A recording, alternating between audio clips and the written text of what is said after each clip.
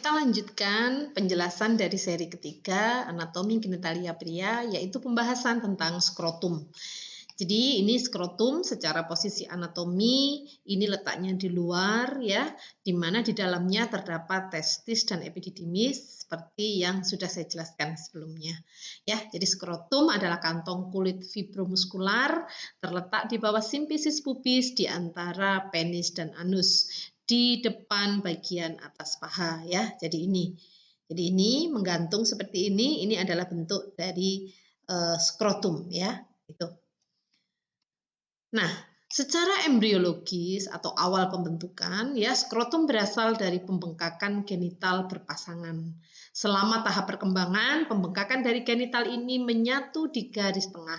Yang pada orang dewasa, perpaduan ini ditandai oleh rape skrotum. Ya, nah secara biologis skrotum homolog dengan labia mayora kalau pada wanita. Jadi kalau pada wanita itu organnya menjadi labia mayora, kalau pada laki-laki atau pria itu menjadi skrotum. Ya. Jadi ini sama asal proses embriologisnya.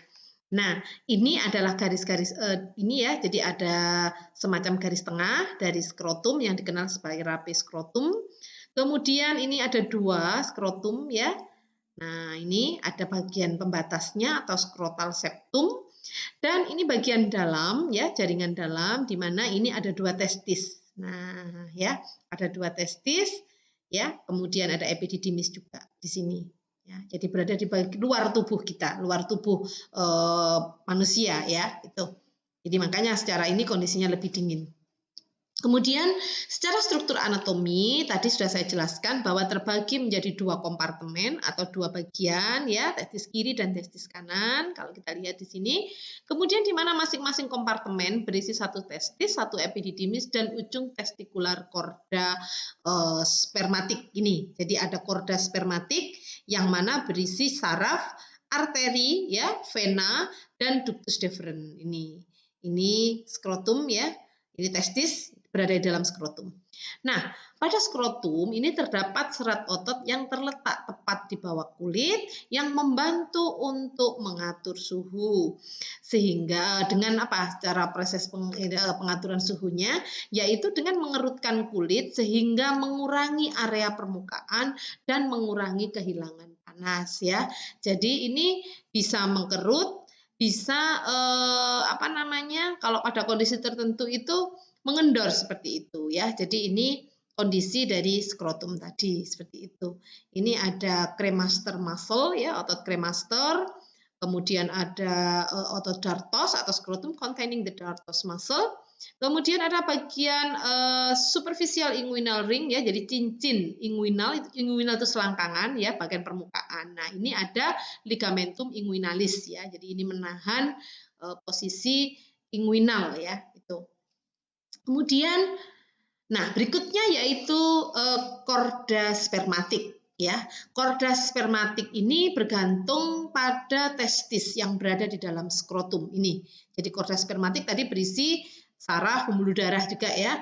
Nah, ini berisi arteri testicularis, vena testicularis, jaringan limfatik, saraf testikular dan vas deferens seluruhnya membentuk korda. Nah, kalau kita lihat ini ya seperti suatu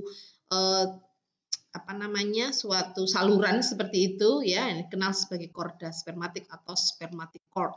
Korda ini dibungkus oleh otot polos dan jaringan ikat serta fibrosa yang memanjang di kanalis inguinalis, lapisan ini selangkangan, area selangkangan, dan melekat pada testis di bagian dinding posterior ya. Jadi ini masuk sampai ke testis. Ini yang dinamakan sebagai korda spermatik.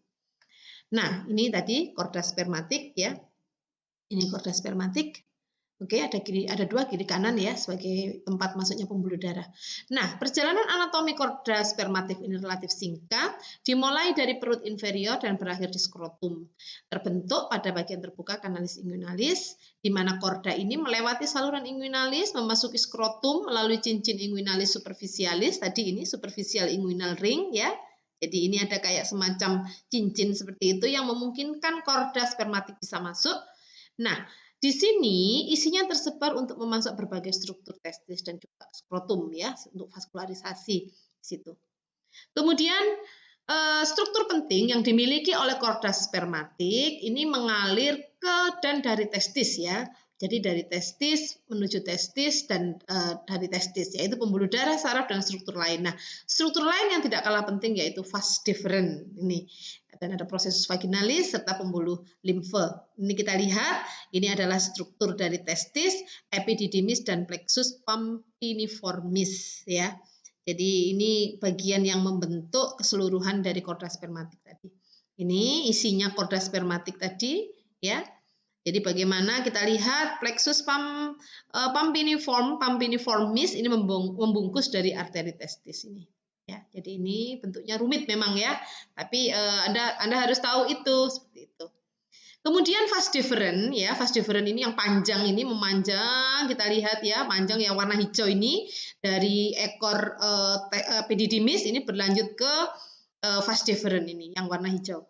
Nah, ini tabung berotot lurus dan tebal yang membawa sperma ya, mengangkut sperma dari epididymis ke ampula dan akhirnya ke saluran ejakulasi atau ductus ejakulasi atau ejaculatory duct ya.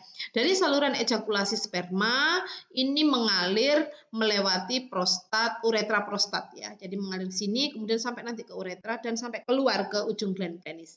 Panjangnya kurang lebih 45 cm dan berjalan dari testis menuju kanalis inguinalis, bersatu nantinya dengan saluran atau ductus dari vesicula seminalis.